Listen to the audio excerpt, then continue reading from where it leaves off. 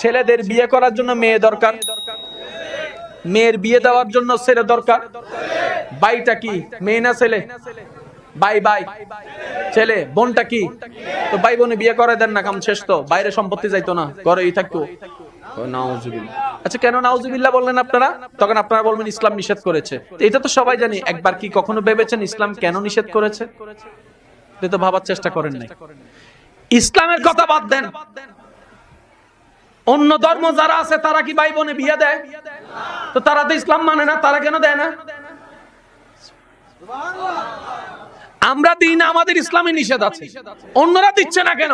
তখন তারা বলে এটা বিজ্ঞানীভাবে নিষেধ। কয় কি নিষেধ?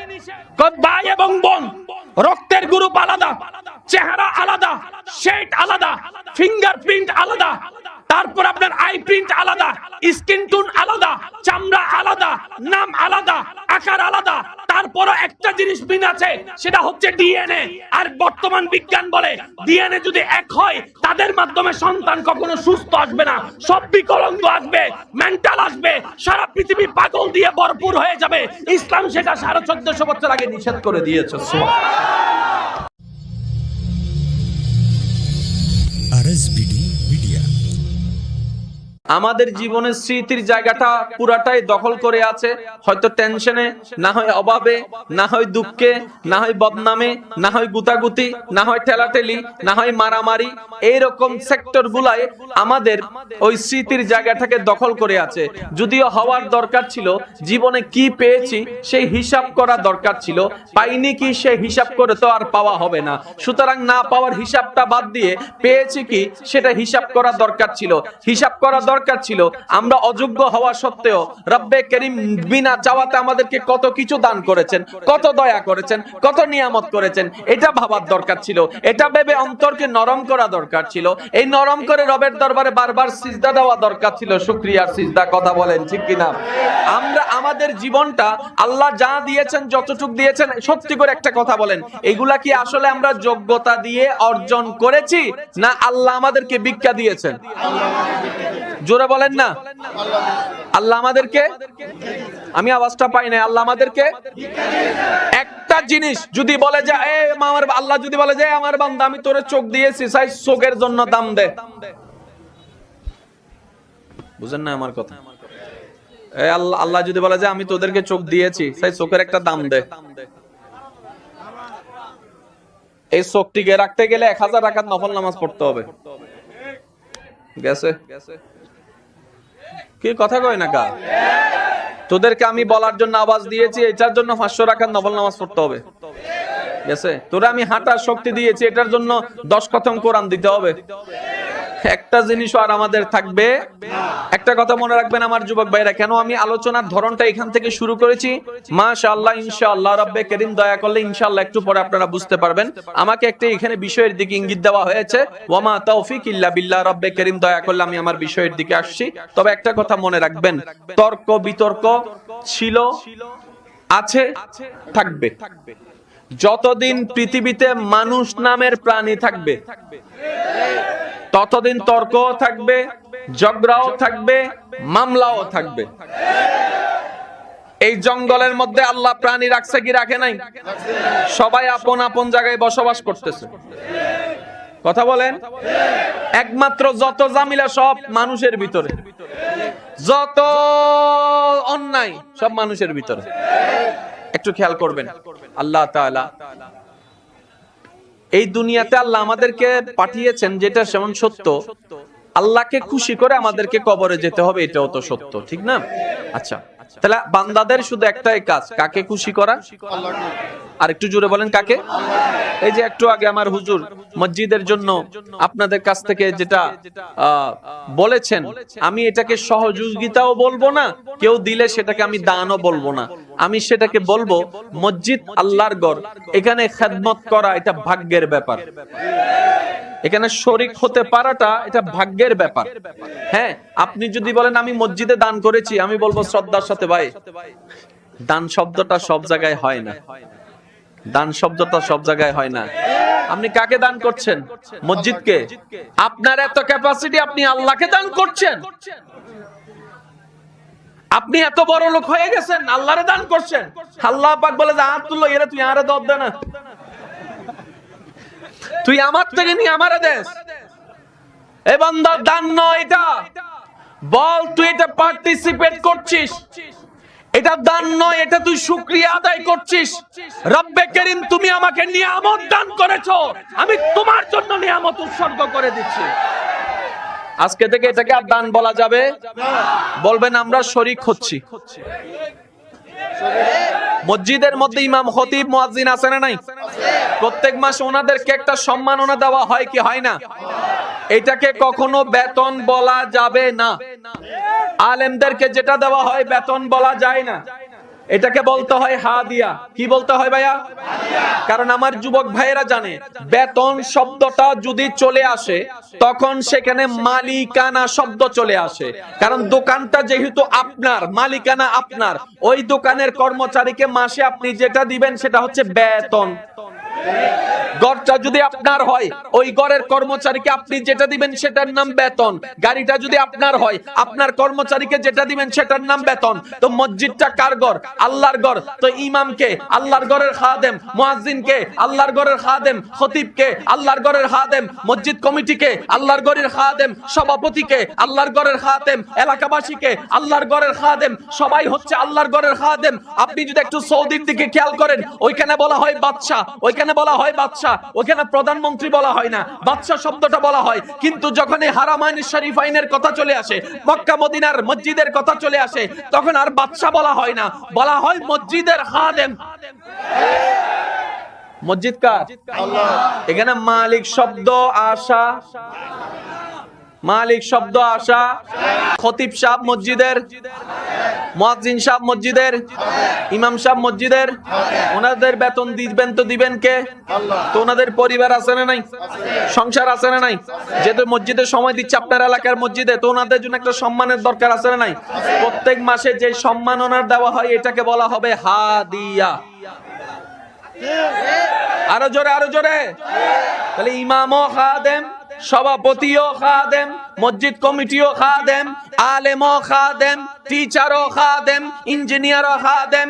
ওই ঘরের একমাত্র মালিক হচ্ছেন আমার রব্বুল আলামিন আল্লাহ। এই কথা মনে থাকবে ইনশাআল্লাহ। কিছু কিছু জায়গায় আমাদের পরিবর্তন আনা দরকার ভবিষ্যতের জন্য। আমরা কি বলবো? হাদিয়া না বেতন? সবাই বলেন হাদিয়া না বেতন? আর হাদিয়া দেওয়াও সুন্নত, নেওয়াও সুন্নত। আর একটু জোরে। একটা কথা ক্লিয়ার। দ্বিতীয় নম্বর একটা কথা মনে রাখবেন, ইসলাম সেই ধর্ম যে ধর্ম পৃথিবী থেকে মারামারিকে মিঠাই দিয়ে ভালোবাসাকে উদ্ভাসিত করেছে। ইসলাম পৃথিবীর বুকে সেই ধর্ম, সেই সাজেশন, সেই পদ্ধতি যেটা মায়া কাকে বলে, মায়া কেমন হয় সেটাকে পৃথিবীবাসীকে শিখিয়েছে। ভদ্রতা কাকে বলে ইসলাম শিখিয়েছে। মায়া কাকে বলে ইসলাম শিখিয়েছে। আনুগত্য কাকে বলে ইসলাম শিখিয়েছে। সম্মান কাকে বলে ইসলাম শিখিয়ে দিয়েছে। এবার বলেন, একটা পরিবার, একটা সমাজ, একটা এলাকা শান্তিতে থাকার জন্য ভদ্রতার দরকার আছে না নাই? মায়ার দরকার আছে না নাই? আদবের দরকার আছে না নাই? নম্রতার দরকার আছে না নাই? এই প্রত্যেকটা জিনিস যা আসলে সংসার শান্তির হয়, প্রত্যেকটা জিনিস ইসলাম শিখিয়েছে। আমাদের বেশিরভাগ মানুষের মাথায় সেট হয়ে আছে ইসলাম মানে কিছু আদেশ, কিছু নিষেধ। এই আদেশটা পালন করলে, নিষেধটা পালন করতে পারলে কিছু সওয়াব হবে। এই সওয়াবটা আমরা পরকালে পাল্লায় তুলে দিব। তারপরে সেখান থেকে যদি আল্লাহর পছন্দ হয় আমরা জান্নাত পেয়ে যাব। ইসলাম মানেই পরকাল, বেশিরভাগ মানুষের মাথায় বসে আছে। মনে রাখবেন, ইসলাম মানে শুধু পরকাল নয়, ইসলাম মানে ইহকাল, ইসলাম মানে পরকাল।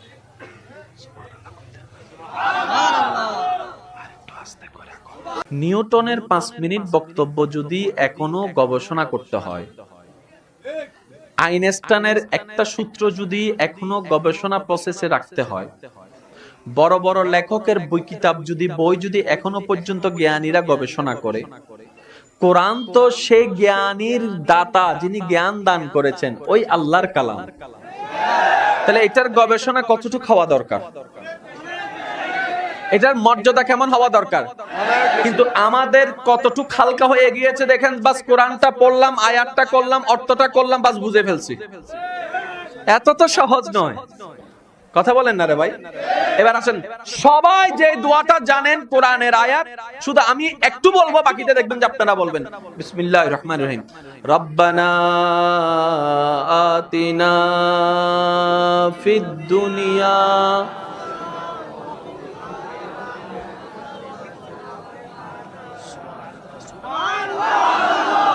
আমার মনে হয় আরেকবার হলে আর একটু সুন্দর হবে, সবাই মিলে রব্বানা আতিনা ফিদ দুনিয়া।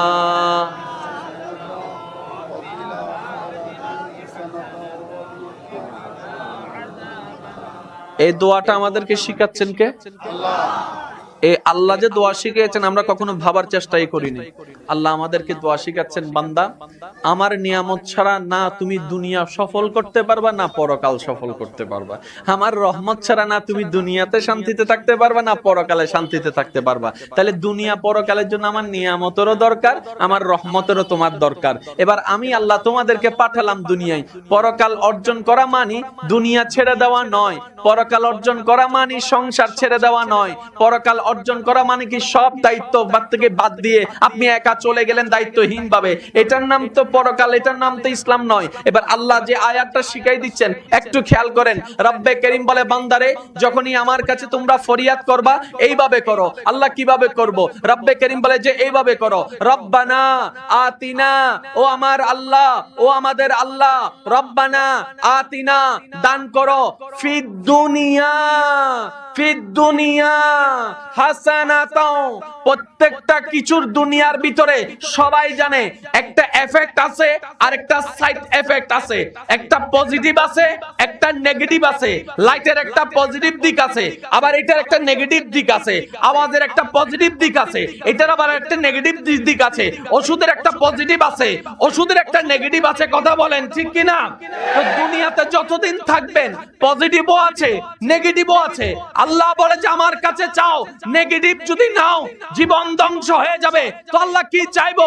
আল্লাহ পাক বলে ফিদ দুনিয়া হাসানাতাও, ও আল্লাহ দুনিয়ার যত পজিটিভ আছে তা আমাদেরকে দান করো। আরেকটু জোরে। সংসারও একটা নেগেটিভ পজিটিভ আছে না? সন্তানের একটা নেগেটিভ পজিটিভ আছে না? রক্তের একটা নেগেটিভ পজিটিভ আছে না? ইমানদার ভাইরা একটু খেয়াল করেন, আল্লাহ পাক কি সুন্দর করে আমাদেরকে দোয়াটা শিখিয়ে দিচ্ছেন, রব্বানা আতিনা ফিদ দুনিয়া হাসানাতাও। তারপরে আল্লাহ পাক বলছেন ওয়া ফিল আখিরাতে হাসানাতাও, এরপরে তোমরা আমার কাছে আখিরাত চাও।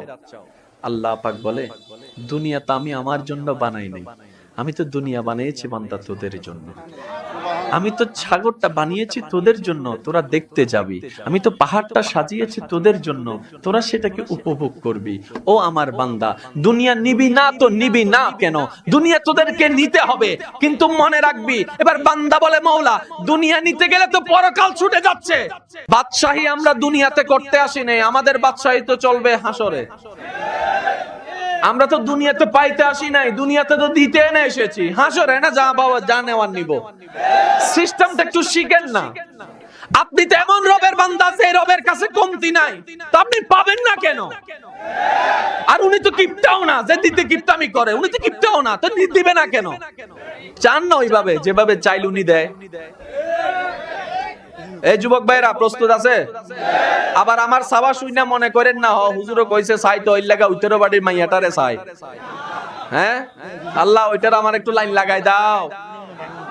চাই এই কাম হইলো কিন্তু চলতো না, কারণ দোয়াটা হতে হবে হালাল। দোয়া হতে হবে কি?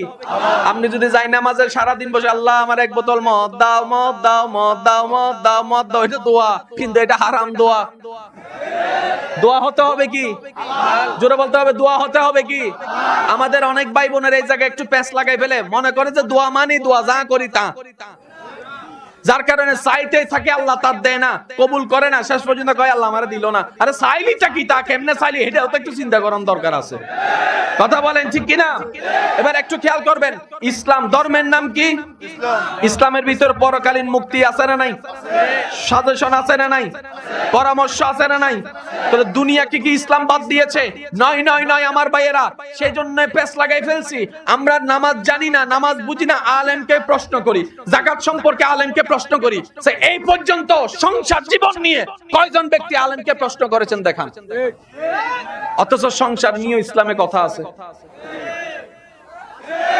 স্বামীর হক আছে, স্ত্রীর হক আছে, জোরা বলেন না, স্বামীর হক আছে, স্ত্রীর হক আছে, কই এটা নিয়ে তো কখনো জানতে চান নাই। ভাইয়ের হক আছে না, বোনের হক আছে না, মা বাবার হক আছে না, সন্তানের হক আছে না, পাড়া প্রতিবেশীর হক আছে না, 5 ওয়াক্ত নামাজ, এটা আমরা জানি।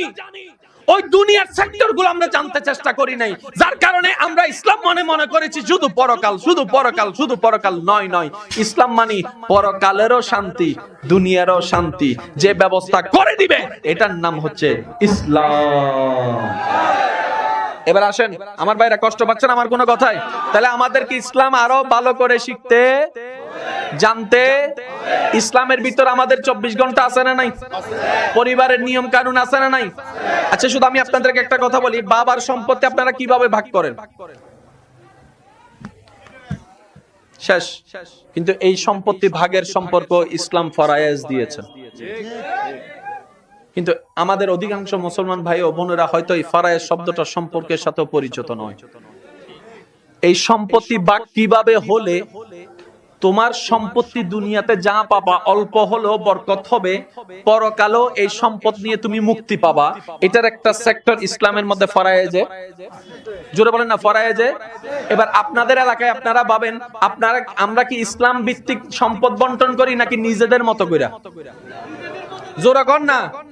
এই নিজেদের মতো করে করতে যাই তো বাইয়া বাইয়া লাগিয়া যায়। এটা কয় আই তো বড়, 1 ইঞ্চিতে বেশি আয় না ভাইয়া, সামনে সেক্টর আমি বড়, আমি না ভাইয়া, পিছনে তুই ছোট, পিছনে যা। এবার ছোটটা কয় আল্লাহ দোষ কিটা, কারণ আমি তো আইনো, তুমি না ভাড়াইছো, তা আমার তো দোষ নাই।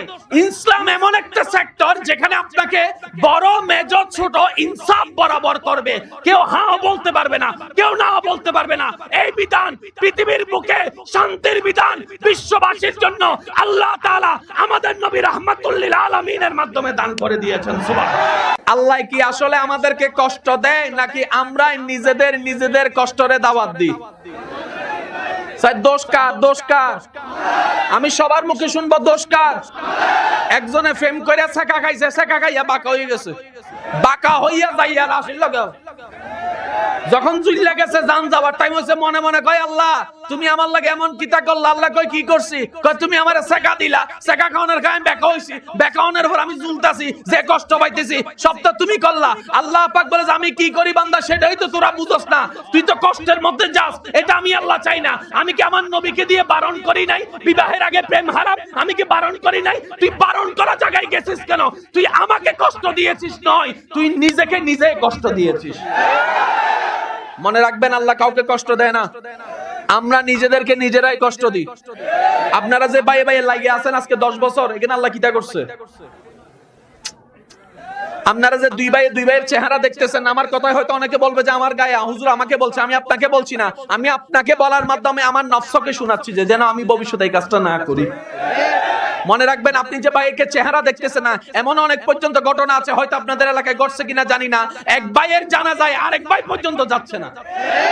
কিরে যাও না? কই যে না, তে আমার লাগে মামলা দিছে, আমি তার জানাজায় যাইতাম না। আমি কই ভাই মইরা গেছে, একটু তো বুঝ, মইরা গেছে, আল্লাহর মেহমান হয়েছে, আল্লাহর মেহমান হয়েছে। এখন তোর ভাই চিন্তা করিস না, তোর রবের বান্দা হিসেবে একবার চিন্তা করে যাক, কারণ আজকে যে জানাজার খাটিয়ায় শুয়ে আছে, কালকে তো তুই শুয়ে থাকবি, তখন কি হবে? এই চিন্তা করেন না রে ভাই, এই চিন্তা করেন না। বিশ্বাস করেন, আমি কিভাবে বুঝাই আপনাদেরকে, আল্লাহ তাআলা যেখানে আমাদের সাথী, নবী রাহমাতুল লিল আলামিন যেখানে আমাদের নবী, সেখানে তো আমাদের কষ্ট পাওয়ার কোনো প্রশ্নই আসে না। এত কষ্ট কেন?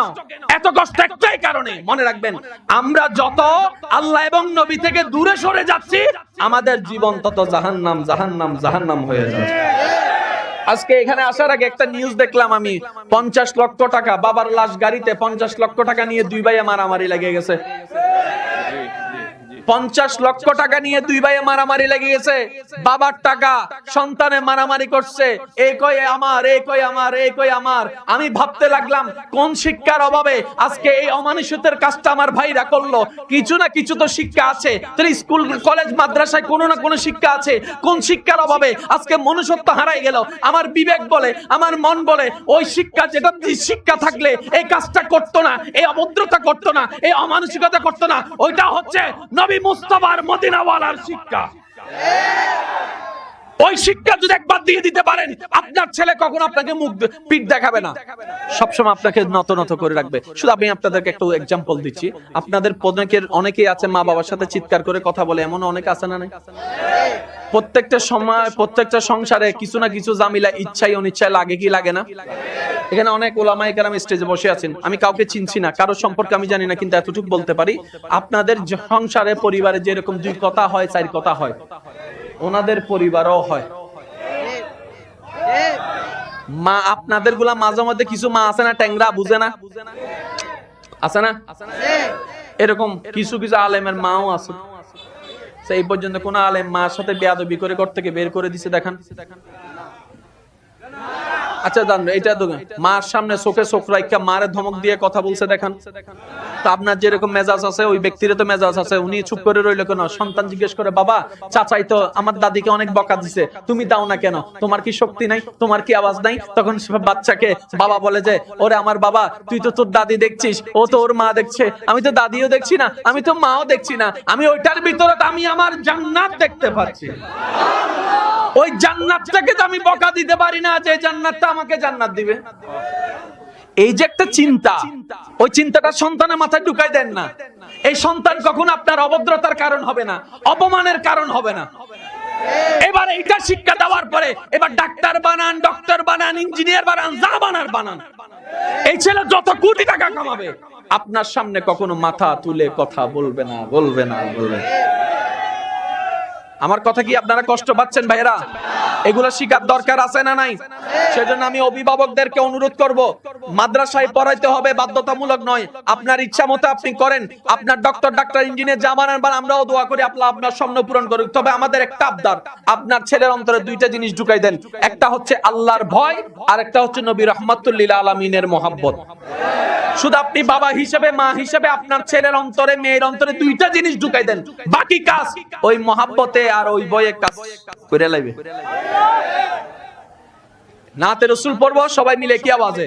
জন্ম আমার নবীর যুগে হলে কেমন হতো,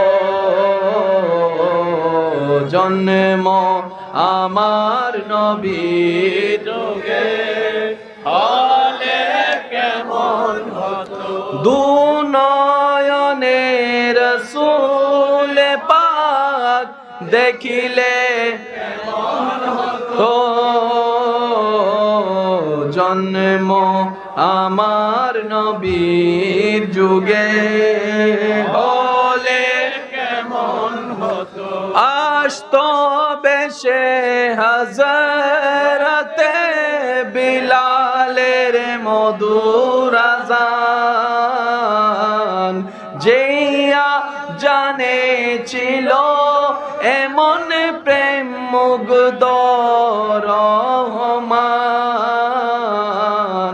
দয়াল নবীর পিছে নামাজ পড়লে কেমন হতো, দুনয়নে রাসূল পাক দেখিলে কেমন হতো, জন্ম আমার নবীর যুগে হলে কেমন হতো। যার যত শক্তি আছে একবার বলেন মারহাবা। আমি আমার একটা ঘরের কথা বলি। আমার মেয়েদেরকে আমি কখনো বলি নাই মা আমার আল্লাহ 3টা মেয়ে দিয়েছেন, আলহামদুলিল্লাহ। আপনারা সেহান আপনি মনিন করে লেছেন কিন্তু সুসিল্লাইগন আলহামদুলিল্লাহ। এবং আমি আল্লাহর দরবারে লক্ষ কোটি শুকরিয়া যে আল্লাহ আমাকে 3টা মেয়ে দিয়েছেন। আমার নিয়ামত, আমার আল্লাহ যা দিয়েছেন। আমি আমার মেয়েদেরকে কখনো বলি নাই মা এটা করলে গুনাহ হবে, আমি এটা বলি নাই। আমি যতবারই বলেছি মা এরকম বলিও না, আল্লাহ নারাজ হবে বলেছি, আল্লাহ নারাজ হবে।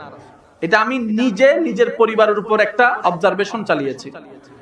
তারপর কোন একটা কিছু, যেমন জ্বর হয়েছে, যদি বলে যে বাবা খারাপ লাগছে জ্বর হয়েছে, আমি শুধু একটা কথা বলছি মা চিন্তা করিও না আল্লাহ ভালো করে দিবে। এই 2টা জিনিস আমি নিজের উপর আমি দেখতেছি, মানে জিনিসটা কিরকম হয়, যেন আমি মাহফিলে বলার আগে যেটা আমি ঘরে আগে প্র্যাকটিস করে দেখি। এই গত 2 সপ্তাহ আগে আমি একটু ব্যথা পাইছি। তা আমার মেজো মেয়েকে আমি দেখলাম, ও আমাকে দেখাই, তো আমি ওরে দেখাইতেছি আম্মু দেখো আমি ব্যথা পাইছি। সে আমাকে কি করছে জানেন? প্রথম কথা বলে বাবা আল্লাহ ভালো করে দিবে। বুঝে বলুক আর না বুঝে বলুক, বলছে তো 30 বছর পরে যাই এটা শিক্ষাটা কাজে লাগবে কি লাগবে না? আরো জোরে বলেন লাগবে কি লাগবে না? যেমনে হোক আল্লাহর নাম আসছে কি আসে নাই? আর আমাদের আল্লাহ এত দয়াবান, এমনও পর্যন্ত হাদিসে পাকে রেকর্ড আছে একজন শুধু অবচেতন ময়নে আল্লাহকে একবার আল্লাহ বলে ডেকেছেন, সামাদ বলে ডেকেছেন, আল্লাহ তার দোয়া ফরিয়াদ কবুল করে নিয়েছেন। আমি নিজে প্র্যাকটিক্যাল, এটা আমি আমার ঘরের বাহাদুরি দেখাচ্ছি না, আমি শুধু আপনাদেরকে বলতেছি আপনারা এই জিনিসটাকে নিজের মতো করে সাজান। 2টা জিনিস শিখান। 1 নাম্বার, আল্লাহ নারাজ হবে, আল্লাহ নারাজ হবে। মা এটা করিও না, এভাবে বলিও না, এভাবে করিও না, এভাবে চলিও না, আল্লাহ নারাজ হবে। গুনার ভয় হলে জাহান্নামের ভয় ঢুকবে, আল্লাহর কথা ঢুকলে আল্লাহর ভয় ঢুকবে। আর আমাদের জাহান্নামের ভয়ের চাইতে বেশি দরকার আল্লাহর ভয়। কারণ ইত্তাকুল্লাহ ইত্তাকুল্লাহ ইত্তাকুল্লাহ ইত্তাকুল্লাহ কোরআনে বারবার এসেছে। ওই ছোটবেলা থেকে আমরা যদি আল্লাহর ভয়টা ঢুকাই দিতে পারতাম। এখন বেশিরভাগ মানুষ, এখন আপনারা নিজেরাই প্রমাণ পাবেন, গুনাহ জানার পরে অনেক কাজ আমরা করি কি করি না? এই গুনাহ করলে জাহান্নামে জ্বলবো সেটা জানার পরে করি কি করি না? তার বাস্তব প্রমাণ হচ্ছে নামাজ। নামাজ ছাড়লে কি তৈব সবাই জানে, তারপর নামাজ পড়ে না কেন জানেন? গুনাহ না। যদি এটা একবার মাথায় বসে যেত আমি নামাজে দাঁড়ালে আমার রহমান খুশি হবে, আমি নামাজে দাঁড়ায় গেলে আমার রব খুশি হবে, আমি সিজদায় গেলে আমার রব খুশি হবে, আমি নামাজে দাঁড়াইয়ে যদি কোরআন শরীফ একটু পড়ি আমার রব খুশি হবে, আমি ব্যস্ততার মধ্য থেকে একটু যদি কোরআন তেলাওয়াত করি আমার রব খুশি হবে, আমি যদি আমার মায়ের পায়ের মধ্যে একটু তেল মালিশ করে দিই আমার রব খুশি হবে, আমি যদি আমার মা বাবার সেবা করতে পারি আমার রব খুশি হবে। আপনার এই রব খুশি হওয়ার বিষয়টা আপনার মনে হাজারো শক্তির এক্সপ্রেশন এনে দিবে। সুবহানাল্লাহ। আমি কি বুঝাতে পারছি কথা? আরো জোরে বলেন ইনশাআল্লাহ। আজকে থেকে আমরা অভিভাবক যারা আছি পরিবারে কিছু কিছু পরিবর্তন আনার দরকার। আমি আপনাদের মুখে শুনতে চাই পরিবর্তন আনার দরকার। আর যারা এখনো বিয়ে করেন নাই, যারা এখনো বিয়ে করেন নাই, আল্লাহ আপনাদেরকে ভালো জীবন সঙ্গী পাওয়ার ব্যবস্থা করে দিন। দেখছেন না আওয়াজ আমিন কেমনে বাইরে গেছে? হ্যাঁ, আল্লাহ পাক আপনাদেরকে মন মতো জীবন সঙ্গী ব্যবস্থা করে দিন। তবে একটা শর্ত আছে। তবে একটা কি আছে? শর্তটা হচ্ছে পছন্দ আপনি করতে পারতেন না। একজনে প্রেম করছে 5টা, কয়টা? আমি কই কোনটারে বিয়ে করবি? কয় একটারেও না। তো প্রেম যে করলি, কয় life is enjoy, part time job করছি। তো বিয়ে করবি কারে? কয় বিয়ে করমু এই কারণে যে আই লাভ ইউ কইলে ফইটে যায়, যারের লগে গুললে সে রাজি হইয়া যায়, এই মাইয়া আমি বিয়ে করতাম না। তো কেমন মাইয়া বিয়ে করবি? কয় আমি ফেরেশ কইরাম। তো ফেরেশ কেমনে করবি? কয় 100টা বাছাই করে একটা কইরাম। এবার সে প্রেম জাল্লাল্লাহ করছে, বিয়ে তাদেরকে করে নাই। এবার 100টা দেখা যখন একটা বিয়ে করতে গেছে, বিয়ে করার 3 মাস পরে খবর পাইছে তার বউয়ে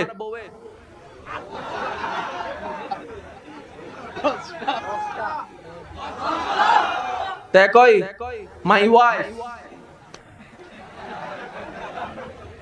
বউয়ে কয় নিশ্চয় তুমিও করছো, নইলে আমারে ভাই লাগা। জামাই কয় কেমনে? বলে যে আল্লাহর বিধান হচ্ছে পবিত্রের জন্য পবিত্র সঙ্গী, অপবিত্রের জন্য অপবিত্র সঙ্গী, ভালোর জন্য ভালো সাথী, খারাপের জন্য খারাপ সাথী। নিশ্চয় তুমি খারাপ করছো, এর লাগা খারাপ পাইছো। খাইছে না, আসলে তো আমি ফেম করে তাদেরকে ধোঁকা দিই নাই, মূলত আমি নিজে না ধোঁকা দিছি রে। এবার বেবান্দা বলে আল্লাহ আমি তো ফ্রেশ চাইছিলাম, তুমি আমারে ফ্রেশ দিলে না কেন? রব্বে করিম বলে তুমি যদি নিজেও ফ্রেশ থাকতা, অন্যের হবু বউরাও যদি ফ্রেশ রাখতা, আমি আল্লাহ তোমার হবু বউরে ফ্রেশ রাখার ব্যবস্থা করে দিতাম। আজকে থেকে ফেম করেন গা দান, আমি মানা করতাম না আর কাউরে। আজকে থেকে একটা না 10টা করেন, শুধু এতটুকু মনে রাখেন কাউরে মেসেজ দেওয়ার আগে আমি এখন দিতেছি আমারটাও মনে হয় কাউরে দিতাছি। আপনি যখন কাউরে নিয়ে একটু রেস্টুরেন্টে খাইতে যাবেন, খাওয়ার আগে চিন্তা করবেন আমি যে এরকম এখন বসছি এই টাইমে হয়তো কোনো না কোনো জায়গায় আমারটাও কারো লগে। এটা যদি মনের মানাইয়া করতে পারেন করেন। কেন? আপনি 5 জনকে যে চোখের পানি ফেলেছেন মনে রাখবেন, ওই 5 জন আপনার কাছে খেলনার পুতুল হতে পারে, কিন্তু রবের বান্দা আর রবের বান্দার চোখের পানি রব সইতে পারে না, সইতে পারে না, সইতে পারে না। আল্লাহ বলে বান্দা কাঁদলে আমার জন্য কান্না করবে, আমার বান্দা কাঁদলে আমার নবী মুস্তাফার প্রেমে কান্না করবে। কোন বান্দা যদি তাদের চোখের পানি অন্যায়ভাবে ফেলে, আমি আল্লাহ তার বিচার করেই ছাড়বো। আমার আপনার আমাদের সাওয়া না সাওয়াতে আল্লাহর আইন পাল্টাবে না, পাল্টাবে না, পাল্টাবে না। উনারটা যেমন তেমনই থাকবে। এবার যদি সরকারে কয় যে রাস্তা এটাই খোলা, সব বন্ধ, এবার মানেন না মানেন, আপনার তো এটা দিয়ে হাঁটা লাগবে, আর উপায় নেই তো। আপনার পক্ষে কি সরকারের বিপক্ষে যুদ্ধ করা সম্ভব? আর্মি যদি নামায় ফিরা শুরু করে কয় খাইছে রে, কয় এটা দিয়ে হাঁটতাম। যেমন করোনাকালীন সময়ে কেউ ঘরে বসে থাকতে চায় না, যখন আর্মি নামাই দিছে কিতারে তুই তো ঘরের বাইরে সারা ভিতরে থাকস না, ভিতরে বসে রয়েছে কীর্ত।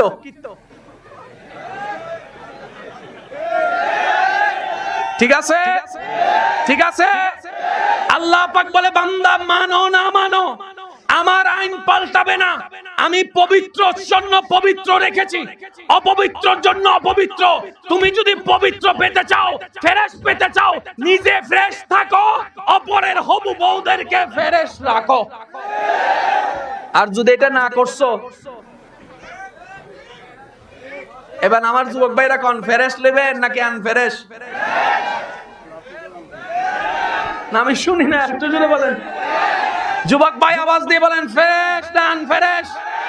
তাহলে ফ্রেশ পাওয়ার জন্য আল্লাহর বিধান মোতাবেক নিজেকে ফ্রেশ রাখতে, অন্যদেরকে ফ্রেশ রাখতে। যদি এই বিধান আমরা না মানি, কিচ্ছু যায় আসে না, আনফ্রেশটাই পাইবেন, ফরমালিন। এবার ফরমালিন লইয়া যদি সারা জীবন কাটাইতে পারেন তো কাটান না, আমার কিতা। আপনার ঘর, আপনার বাড়ি, আপনার সংসার, আমাদের তো কিছু নাই। হুজুররা কইলেই শুধু দোষ হয়ে যায়। হুজুররা মাইকের মধ্যে একটু সুদ লইয়া কইলেই কিছু কিছু নিজের গানের উপর টাইনা লয়। হুজুরে মন হয় আজকে আমারে কইছে। তো জামাত শেষ করে যখন হুজুর রুমে গেছে, হুজুরে কয় সভাপতির লগে কি হাত মিলাইছেন নিয়ম নেই কেন? স্যার কি হইছে? কয় হেতে তো গোশ খায়, আপনি এটা নিয়ে কিছু কন না। আমি না সুদ খাই, আপনি সুদ লইয়া ওয়াইজ করছেন, তার মানে আপনি সভাপতি দলে যোগ দিয়ে আমার বিপক্ষে গেছেন। আরো জোরে কন না। এবার আপনারাই বলেন যুবক ভাইরা, উনি কি নিজের কথা বলেছে না আল্লাহ এবং রসুলের কথা বলেছে? আল্লাহ এবং রসুলের কথা, ইসলামের কথা তো মানুষের কল্যাণের জন্য হয়। যত বেজাল সব আমাদের ভিতরে, ইসলামের ভিতর কোনো বেজাল। এবার আসেন, আজকে একটা কথা মনে রাখবেন, আমি সময়ের শেষের দিকে, ইসলামের প্রত্যেকটা আদেশ নিষেধে এই কথা মনে রাখবেন, আমাদের জন্য কল্যাণ কল্যাণ কল্যাণ কল্যাণ আছে। এবার বলেন নিজের বালা সবাই চাননি? ভাই একটু আওয়াজ দেন না। সবাই নিজের উপকার চান? ইসলামের পরামর্শ ছাড়া দ্বিতীয় কোনো উপায় নেই। শুধু আমি আপনাদেরকে একটা উদাহরণ দিচ্ছি। ছেলেদের বিয়ে করার জন্য মেয়ে দরকার, মেয়ের বিয়ে দেওয়ার জন্য ছেলে দরকার। ভাইটা কি মেয়ে না ছেলে? ভাই ভাই ছেলে, বোনটা কি? তো ভাই বোনে বিয়ে করে দেন না, কাম শেষ তো। বাইরে সম্পত্তি যাইতো না, ঘরেই থাকতো। নাউজুবিল্লাহ। আচ্ছা, কেন নাউজুবিল্লাহ বললেন আপনারা? তখন আপনারা বলবেন ইসলাম নিষেধ করেছে। এটা তো সবাই জানি। একবার কি কখনো ভেবেছেন ইসলাম কেন নিষেধ করেছে? এটা তো ভাবার চেষ্টা করেন নাই। ইসলামের কথা বাদ দেন, অন্য ধর্ম যারা আছে তারা কি ভাই বোনে বিয়ে দেয়? তো তারা তো ইসলাম মানে না, তারা কেন দেয় না? আমরা দিই না, আমাদের ইসলামে নিষেধ আছে, অন্যরা দিচ্ছে না কেন? তখন তারা বলে এটা বিজ্ঞানী ভাবে নিষেধ। কয় কি নিষেধ? কয় ভাই এবং বোন, রক্তের গ্রুপ আলাদা, চেহারা আলাদা, শেড আলাদা, ফিঙ্গারপ্রিন্ট আলাদা, তারপর আপনার আই প্রিন্ট আলাদা, স্কিন টোন আলাদা, চামড়া আলাদা, নাম আলাদা, আকার আলাদা, তারপরও একটা জিনিস মিল আছে, সেটা হচ্ছে ডিএনএ। আর বর্তমান বিজ্ঞান বলে ডিএনএ যদি এক হয় তাদের মাধ্যমে সন্তান কখনো সুস্থ আসবে না, সব বিকলাঙ্গ আসবে, মেন্টাল আসবে, সারা পৃথিবী পাগল দিয়ে ভরপুর হয়ে যাবে। ইসলাম সেটা 1450 বছর আগে নিষেধ করে দিয়েছে। তাহলে ইসলাম মানে শুধু আপনার ধর্ম না, ইসলাম মানে জীবন। সুবহানাল্লাহ কয় না? আমরা জানি যে ইসলাম মানে কি একটা ধর্ম, ইসলাম মানে শুধু সওয়াব, ইসলাম মানে শুধু সওয়াব নয়, এটা আপনার জন্য স্বাস্থ্যের একটা জীবন। এবার আসেন, গ্রামের মানুষ বেশি সুস্থ নাকি শহরের? আপনারা যেটা বলবেন, আরেকটু জোরে। কেন? পরিশ্রমী, আর আবহাওয়া, আর আল্লাহ বিরু, আর কম খানা খায়, আর শাকসবজি, আর আর আপনারা যা বলছেন আমি কিন্তু একটাও বলি নাই, প্লিজ। এবার দেখেন, দেশটার নাম কি? বাংলাদেশ। গ্রামও আছে, শহর আছে। কিছু কিছু শহরের মানুষ আছে, গ্রামের মানুষ দেখলেন নাক ছিটকায়। আমাকে কিতা কয় বড়ু রাখতে আইছে গ্রাম, তো কি হইছে? তো গ্রামের মানুষ আই ডোন্ট লাইক। তোমার বাপের বাড়ি কো? সানপুর।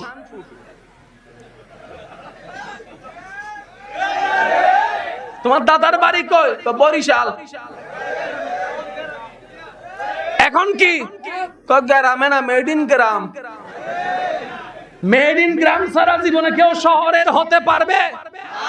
এবার আসেন, আমার দাদা সকালে ফজরের নামাজ পড়া শহরের মধ্যে ক্যাচ কত করে পড়ে দৌড়ায়।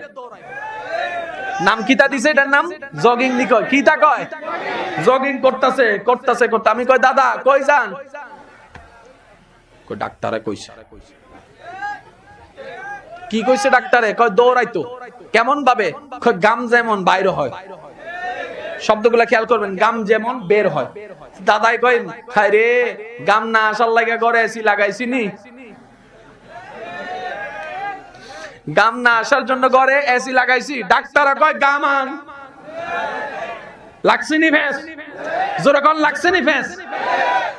এবার সুস্থ থাকার জন্য ডাক্তারের পরামর্শে যে কাজটা আমরা করে থাকি, গ্রামের মানুষরা ডাক্তারের পরামর্শ ছাড়া জীবনের চাহিদা মোতাবেক একই কাজ করে। কিন্তু বড় মজার বিষয়, মানবের জীবনের জন্য উপকারী পরামর্শ ইসলাম যেটা দিয়েছে, এটা গ্রামের মানুষের ভিতর দেখা যায় বলে গ্রামের মানুষ বেশি সুস্থ। এবার আসেন, আপনাদের এখানে মানুষ ঘুমাইতে ঘুমাইতে আনুমানিক রাত্রে কয়টা বাজে? আমি যুবকদের কথা কইতেছি না কিন্তু। এমনে কোন কয়টা? 8টা, 9টা, 10টা, সর্বোচ্চ 11টা। এবার আপনি শহরে যাইয়া দেখেন, রাতে 2টা বাজে, রাতে 3টা বাজে, 4টা, 5টা, 6টা, যখন একটু সকাল হইব।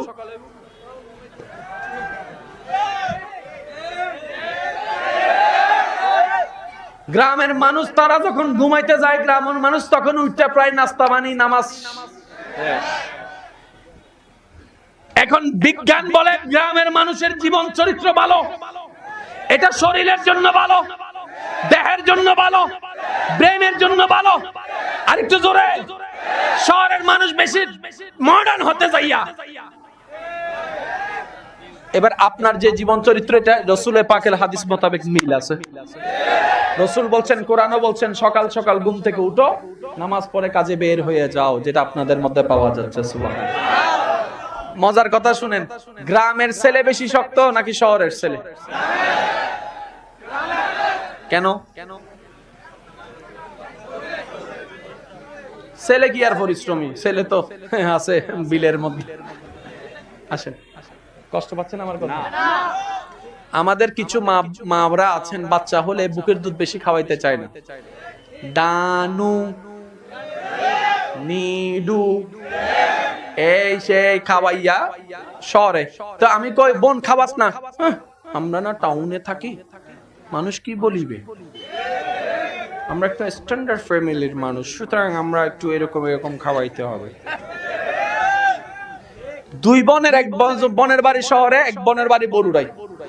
দোনোটার ছেলে বড় হয়েছে, বয়স 22। এখন দোনোজন যখন নানার বাড়িতে আইছে, আসার পরে খেলতে যখন নামছে ফুটবল, ওই গ্রামের ফুলার ঠ্যাঙের বাড়ি খাইয়া শহরের ফুলার পাটা।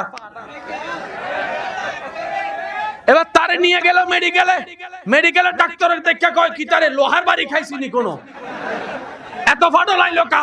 কয় না, ওই তার ট্যাঙের বাড়ি। কয় তার ট্যাংটা একটু পরীক্ষা কর। দুজনের পা পরীক্ষা করে দেখে গ্রামের ছেলের ওই শরীরের ভিতরে আপনার স্ট্রংতা বেশি, যেটা শহরের ছেলের মধ্যে নাই। এবার ডাক্তার বলে, ও মা আপনি কি সন্তানকে 2 বছর বুকের দুধ খাওয়ান নাই? বলে যে না, 3 মাস খাওয়াইছি, 4 মাস খাওয়াইছি, তারপর ডানু, তারপরে নিডু। এইটাই তো শেষ করেছেন। মায়ের বুকের দুধের এমন একটা প্রোটিন, এমন একটা ক্যালসিয়াম, এমন একটা এনার্জি, 2 বছর বাচ্চাকে খাওয়াইলে ওই বাচ্চা অন্য বাচ্চাদের তুলনায়, ডানুওয়ালা বাচ্চাদের তুলনায় 1000 গুণ বেশি ফিট হয়ে যায়। এবার আলেমকে জিজ্ঞেস করেন, হুজুর কোরআনে আল্লাহ বাচ্চাকে মাকে হুকুম দিয়েছেন বাচ্চাকে দুধ খাওয়ানোর জন্য কয় বছর?